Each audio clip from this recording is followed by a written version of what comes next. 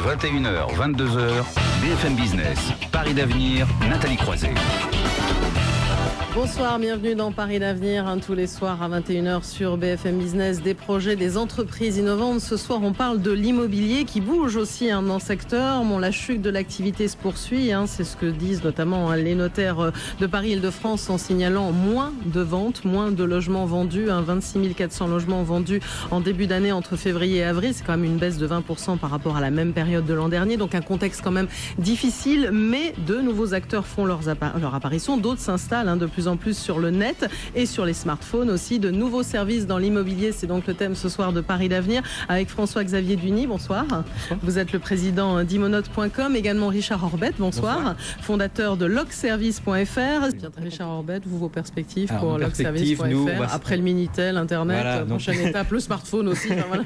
Donc nous, on va s'attaquer à un marché très particulier. Il y a une étude du Crédoc il y a quelques temps qui disait que 40% des entreprises jugeaient qu'il y avait un problème de logement de leurs salariés. Et ça nuit sur l'ambiance au travail, sur les difficultés d'arriver en retard, etc. Donc on a déjà été sollicité par plusieurs entreprises. Par exemple, il y a un an, on a commencé à travailler avec La Poste, le service logement de La Poste. La Poste, c'est 240 000 salariés. Donc il faut loger ces personnes-là. Donc on a déjà mis en place des partenariats.